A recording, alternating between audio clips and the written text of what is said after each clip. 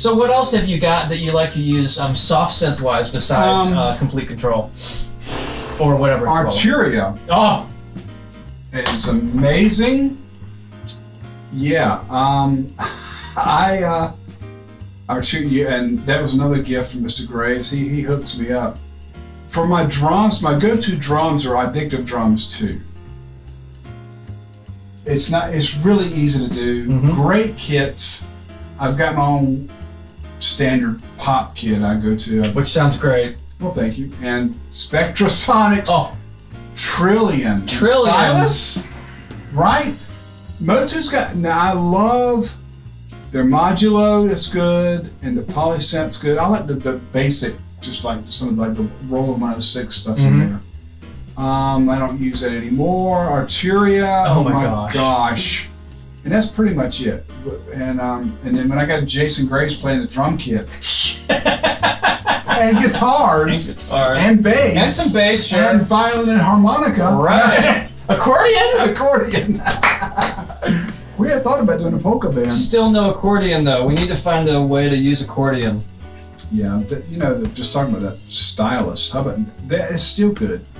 It's been out 20 years or something, or roughly, I guess. But the grooves, what they were so ahead of, and the panning, and the warmth. The way you can slice it and edit it, and change the rhythm, and change the meter, and randomize it. Yeah, and going from a straight to swing. Yep, yep. And sometimes I find myself using it a little too much. I mean, I'm like, But if you put that with a live kit or something like I do AD2, which is Addictive Drums 2, the combination is amazing. One of my favorite synths now is the Arturias and the FM8. Oh, that thing you sent me. Massive, just massive. There's so much out there just on massive. Yeah. I'm speechless. I sent him something the other day. It was just a keyboard bass or something and a drum, and we both stank face. Yeah! You know that it's good when you get the stank face, right? Yep, it's all about the stank face. There's just something with Massive and FM8 especially, from the NI stuff. I wish that they would update the interface though, so you could make it bigger. Because the sounds are still incredible, but maybe I'm getting too old. I find myself kind of leaning in. I'm like, oh, I got to get the right knob assignment. Sometimes with some of their instruments, it's like, I just want to add a little modulation. Good luck. Oh my. Well, and then I go online and I'll look and it says, yeah, I'm having that problem too. No answer. Yeah, exactly. So 6 days later, no modulation. So, you know, you have to go to the next sound, but there's plenty of it. So, but I'm a big fan of NI. Thanks to this guy. Well, I still be my U20 and MC 500. I think you would have found your way eventually on your own. I hope. I have my college professor to thank me, and you know, I spent $3,500 in my graduation money from high school, plus the money I saved up from working a job my senior year to buy my first computer. And my dad worked at IBM, remember? And I got this home computer that had microchannel architecture, which was a big, like, buzzword. Wow. $3,500, and I brought it home, and I spent the entire summer before I went to my freshman year in college just trying to get the MIDI to work. I literally I couldn't, the entire summer. And I mean the entire summer, like, if I wasn't working, I was on the phone calling people, like, the MIDI interface people blame the software people people blame the computer people, and finally I got a hold of someone actually at IBM, and he literally was like, yes. You can't do MIDI with a microchannel architecture computer. You're kidding me. No. And I didn't know what to do. It was like the week before I went to college, and I went to college and met my composition professor who also taught percussion and everything else, and he's like, get a Mac. Yeah. Get a Mac, get Performer and Mosaic at the time. Mosaic, yeah. So you could do your stuff, and you know, get a printer, and you'll be set. Keep talking. My dad gave me the money back, thank goodness, and I was able to buy the Mac. And then that's when I came home, and I was like, Mr. Atkinson, look at this computer! And then you ended up getting a Mac. You're an enabler. He's an enabler. I'm a gear enabler. Oh, what's that? This is the Audio Technica. It's a little dusty. Is it really? Is it really? Because it should be. No. I haven't used it in like 2 years. Thank goodness. Oh, thank goodness. Hey. It was a little harsh. Please, go ahead. Yeah, and I had to do some serious treatment. The Audio Technica. This is the AT4033A. I used this bad boy for probably eight years, at least. You know, for what I did, it was fine. I wasn't working with Sony, you know. I was working with a local Italian restaurant. Or weddings, you know, some brides. And then... Well, that's promising already, because look at the case. Come on. I'm getting a little lightheaded right now, just thinking about it. Okay, this is a Telefunken. Oh. Did you... Look at the... You just smell that. Oh. It smells like... It's a fine wine. Oh my gosh. Is that a velvet case? You should... Come. This is the AK47 Mark II. Now, it's not... It's like a $1,900 microphone. And how much was the Audio It's Technica? not a 6,000. Oh, that's like a, what, 600? Yeah. Tube. I know. It's like, there's a little baby compressor right down here, but it's not a compressor. It's just all the circuitry and the tube and the old paths it has to go through. It warms the sound. Can I hold it? No. Oh, the finish. I know. It's like a matte. Mm-hmm. It's like the difference between that microphone, which most of the time when we were in my my old studio in downtown Raleigh, we spent time taking frequencies away. Like taking frequencies out, frequencies out, compressing it. When we used that microphone, it was like maybe just a little off the bottom. Yeah, just roll off some of the bottom end and you're good. Now it's not a $6,000 Neumann or it's Blue, but it's, and by the way, that's another. We talk about. We should do a 2-mic shootout. We are. If you're like me, you're serious about audio, but you're not doing it for a living. This is a great microphone. I mean, it's my one-stop shop, multi-pattern. So I usually just put it cardio in front because that's usually what I do. That's it. Just bam. That's it. Yeah, it sounds great on everything. Hold it one more time. Yeah, maybe. Okay. The weight it's a good. It's just beautiful. It is. Look at the colors. And it's not just because, I mean, it's a $1,900 mic. And I honestly didn't think it would matter. I said, well, if you get it like 600, I mean, if you're paying over $500. Right. But when push comes to shove, not just by itself, but when you put it in a mix, that's what happens. Now, by itself, a lot of these mics like, oh, well, sounds the same.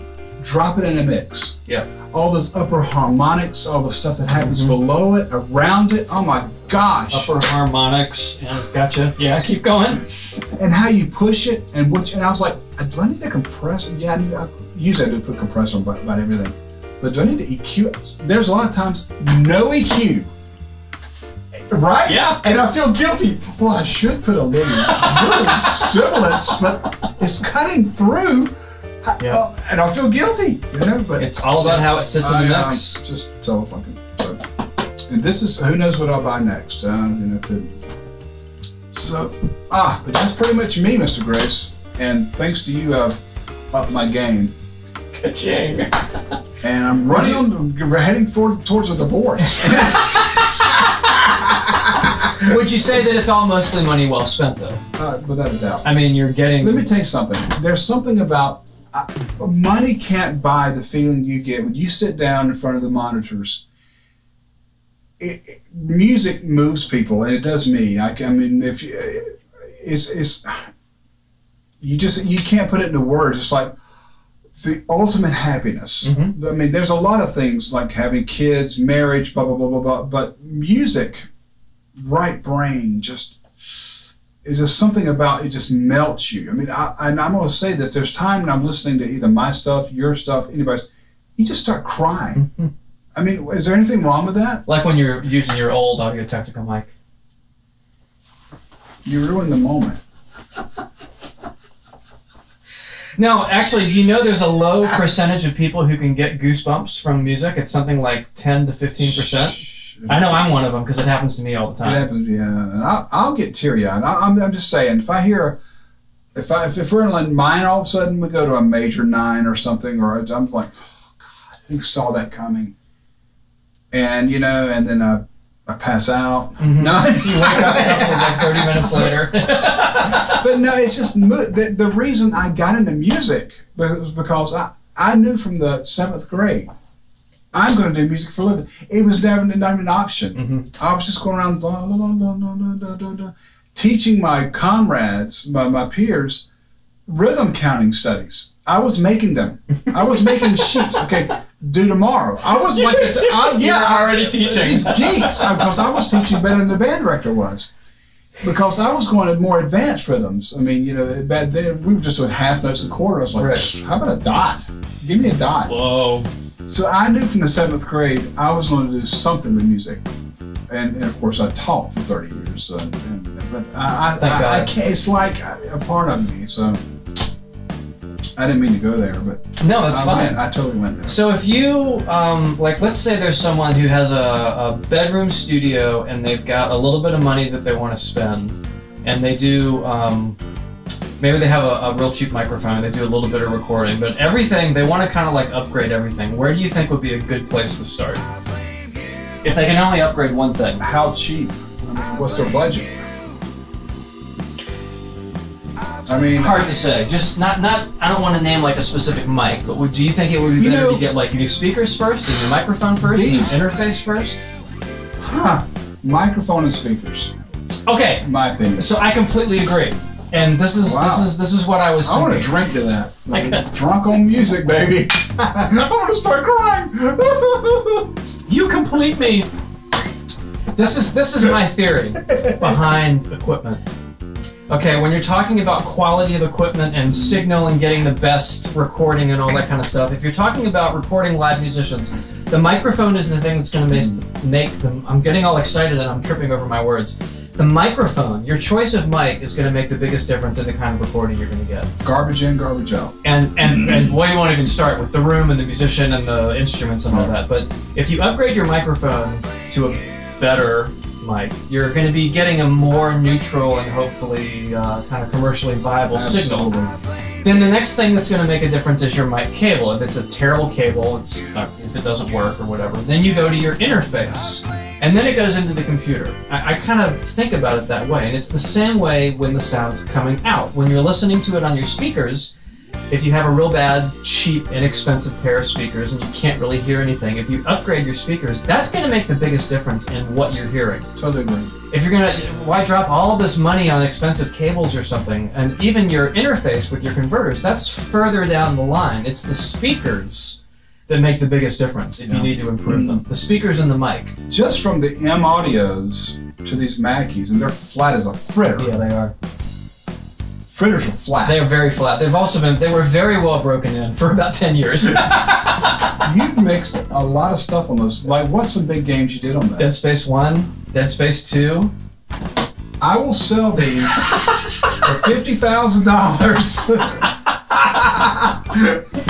I'll sign them with a Sharpie. Yeah, right across the woofer. It's the white one. That would be fun. Actually, that'd be kind of cool. Can you do it now? Oh, sure. Anyway, but yeah, now he has ATCs. A moment of silence. Okay. All hail ATCs. That's my next purchase. And you know, we were talking about, sorry, we're talking, just forgive us. There's a two-way ATC, and then there's the three-way. I am ruined. You can't do anything. I know. I gotta talk to my wife. That's a sizable investment. I could say I had some health problem. I gotta spend some. Yeah, that's it. I need a new hip. I'll be gone for a week, honey. And when I come back, I'll have these new speakers, but my hip will be better. That's not bad, actually. But you know, we went to a. You had been using Dyne Audios, right? Which, by the way, they're amazing. And we went to a local studio, and he had these little. First of all, he goes, "Oh, I want you to listen to these speakers." But he had them on like a pedestal that They came up from behind the console. They were ATCs, the 3-ways. The ones that are what, like, how much are they for a pair brand new? Like 8,500, I think. Yeah, they're like close to $9,000. DOM04. When you hear them, it's like butter. He cut those things on, and they were as good or better. I think they were better than the huge Dynes. Yes. I mean, like the Dynes were dwarfing them, and they were like this. And I is the sub on? He goes, no. There was no sub. Not even a sub. Now, what happens if you kick in a little bit of sub? Well, you do that at your studio. Of course I do. That's why I go to his place all the time. I stalk this guy. So, yeah, the ATCs, English made, right? Yep. Yeah, and I don't know, the mid-range. It's all about the mids. It is. I mean, I love these Mackies. Don't get me wrong, and they're flat, and that's what I like them for especially for pop stuff. Because the Alesis and the M Audios were. It was almost where I had to put when I take my stuff sometimes over to his studio, I'm like, I don't hear a lot of the first tom or something, right? Because something was masking it or something over here, and plus I'm in a bonus room over a garage. You might hear my wife coming anytime. But this is what I do. It's my home. And so this is all I've got. I'm in a corner. She shares this room. I'm on this side. She's on that side. So this is not optimum, but I do the best. And so I will go from the Mackies, headphones, to my car. Oh, yeah. Downstairs in my home theater. I'll put it in a little boom box. And Jason Graves gave me as a gift, another gift, some little little small Bose speakers that I use as a reference, as a B reference. So I will take them to like 5 different listening environments to see what I need. And so you got to do that. You can't just say, oh, it sounds great on my Arista 5000s. No, it don't. It probably don't. You got to do a lot of referring. Yeah, the real world mixed comparisons make a huge difference, I think, especially the car. Oh, but there's some, yeah. Because if you think about it, the car, most cars, especially if you have cloth interior, oh my gosh. Yeah, I mean, it sounds pretty cool. You can get, again, most real world experience is going to be based on a car system. And they're putting a lot of subs in cars. Yeah, they are. We've got a sub in the back of ours. Yeah. No, I'm drunk on music. I love what I do. I'm so glad this guy came into my life. And yeah. Oh, you know, I had a guy commented on our first episode that we did where you were talking about mic tests. He said he's a trombone player and he's looking to get a ribbon mic. I remember when we did a ribbon mic shootout because we had like the 121 and the AEA, R88 or something like that. And the Cascade Fatheads. Like, we can do some ribbon shootouts as well. Because brass, they have those, I mentioned harmonics. Yep. It's a natural, you're talking about breaking the harmonic series. Oh my gosh, trumpet, brass. Yep. Once it comes out of that bell, it's like harsh, which that's fine. But ribbons, I think, you know. Or the Telefunken! Yeah. Well, you know what I love actually is both. Yeah. And I love a ribbon and a tube. Must be nice. Right. Yeah. I got a 57. Right. I got a 57 in my or a tube and a 57. Well. And we were recording brass at Ocean Way, and I remembered I just like, you know, emailed the guy. I'm like, hey, what mics you plan on using? He's like, oh, I use like a 121 and the Royer. I can't remember what the second. It wasn't a tube mic, but it was a like really hot cardio, like a 184, like a Neumann KM 184 or something. I'm like, sweet. That'll do just fine. And what do? They do blend them, or do they just pick ones they like? Yeah, you blend them. It's basically like 2 EQ'd signals essentially. Oh, there's my wife now.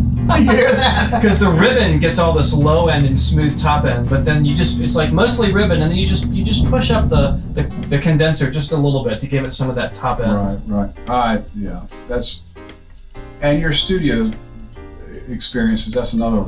I remember he took me to London. Oh man! At Abbey Road. By the way, where's my Abbey Road mug? What a loser! I've got one too. Actually, I've got like 3. And my other mug is Telefunken. Oh my gosh, nice. What geeks we are. I'll say cheers to that. Oh my gosh. My water cheers, Mr. Graves. It's an honor. Woo!